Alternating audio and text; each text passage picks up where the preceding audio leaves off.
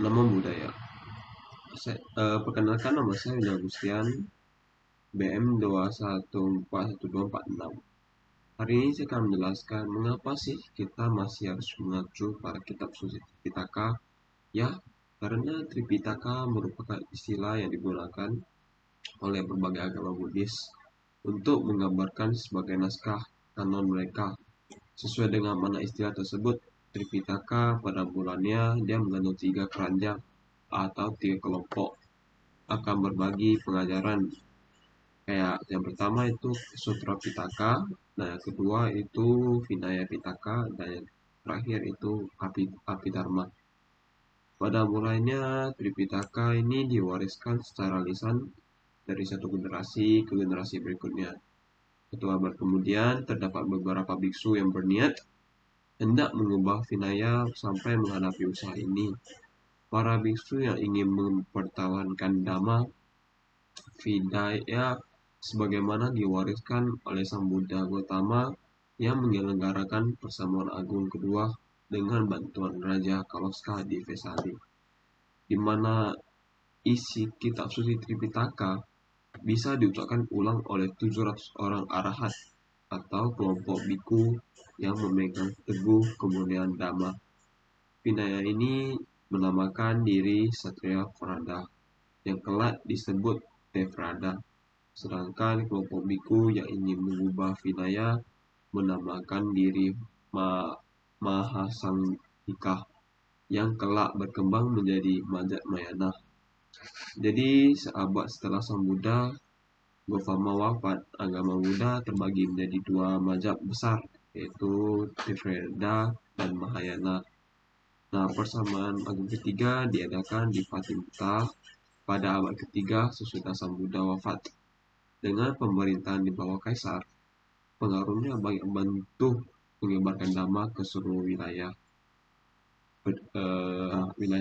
Pada masa itu ribuan gadungan penyelundup ajaran-ajaran gelap masuk ke dalam Sangha dengan maksud menyebarkan ajaran-ajaran mereka sendiri untuk menyesatkan umat.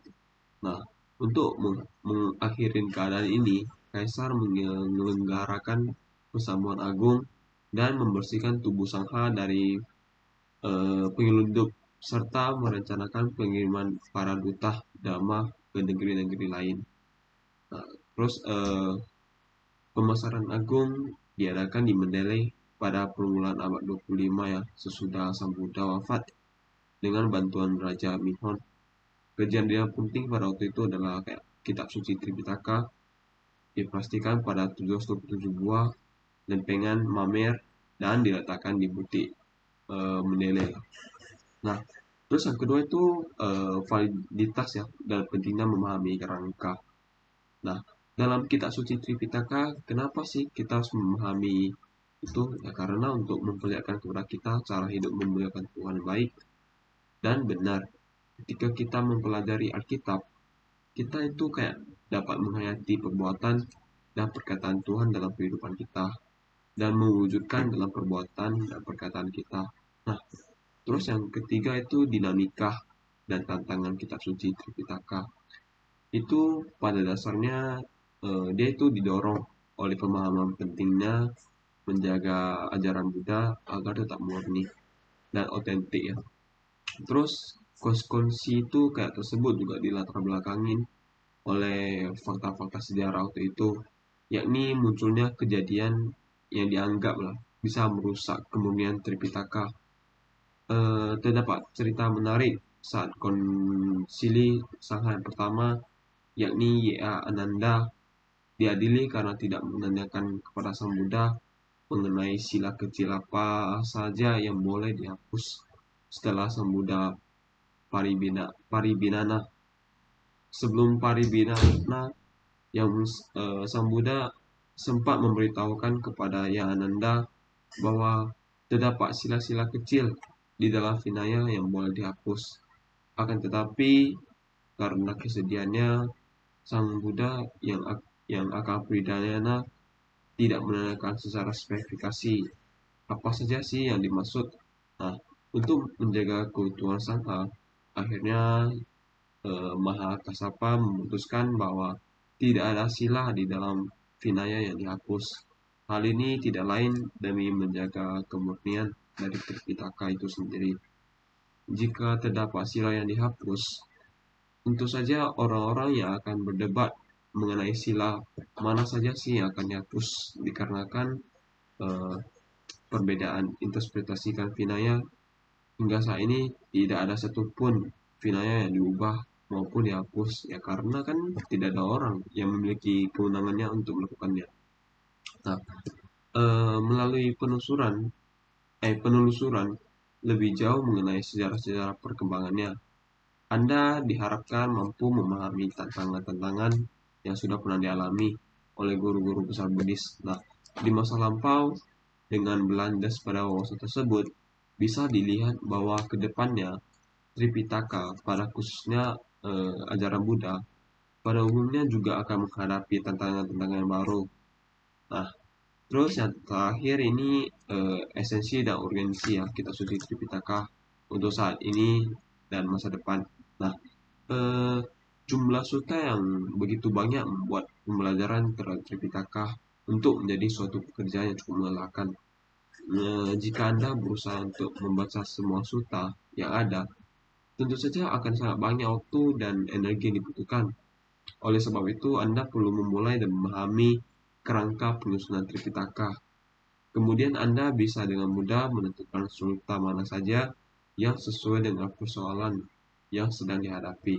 Cara lainnya adalah kayak memulai dari sulta-sulta yang selama ini sudah dikenal dan sering dibabarkan oleh anggota sangha kepada umat awam dalam berbagai kesempatan. Contoh ya, kita ambil Sigolafada Sutta. Salah satu sutta yang sangat terkenal di kalangan umat Buddha, yakni Sigolafada Sutta, merupakan sutta ke-31 dari Sikh. Bukan, Nikaya yang membahas tentang sikap moral dan tanggung jawab sosial. Sebagai seorang umat Buddha, dikisahkan di dalam Sigol Sutta waktu itu Sang Buddha sedang berdiam. Ketika sedang melakukan apa tuh pindah patah, Sang Buddha bertemu dengan seorang putra kepada keluarga yang bernama Sigala. Pada saat itu sedang melakukan penghormatan ke berbagai arah. Lalu Sang Buddha menanyakan kepada Sigala, putra keluarga, mengapa sih Anda bangun begitu pagi dan meninggalkan Raja Gata dengan pakaian dan rambut yang masih basah dan dengan bersikap menjadi? Nah, terus melakukan penghormatan ke berbagai arah, timur, selatan, barat, utara, bawah, dan atas-atas. Sigala pun menjawab, ketika ayahnya meninggal, dia berpesan kepadanya untuk melakukan penghormatan ke 6 arah dengan dasar menghormati dan menghargai nasihat ayahnya. Sigala melakukan penghormatan tersebut. Mendengar penjelasan tersebut, Sang Buddha kemudian memberitahukan kepada Sigala bahwa cara penghormatan 6 arah yang dilakukan kurang tepat. Kemudian setelah ditanya Sigala, Sang Buddha memberikan penjelasan yang panjang mengenai bagaimana sih seharusnya penghormatan ke 6 arah dilakukan. Terdapat banyak hal yang dijelaskan Sang Buddha dalam sutta tersebut itu.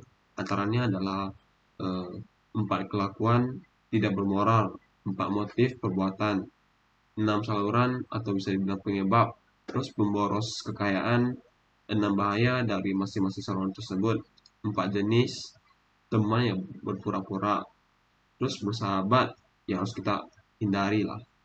4 alasan masing-masing dari keempat jenis teman tersebut perlu hindari.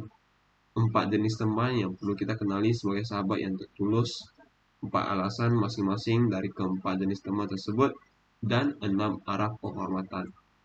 Coba kita teliti bahwa satu nasihat dari Sang Buddha di atas Sang Buddha menjelaskan bahwa terdapat 6 saluran pemborosan kekayaan ketagihan yang membangunkan apa tuh berkeliaran di jalan pada saat yang tidak pantas atau tidak mengenal waktu, mengunjungi tempat hiburan, tempat berjudi, bergaul dengan teman, dan kebiasaan malas nasihat yang pada Sang Buddha.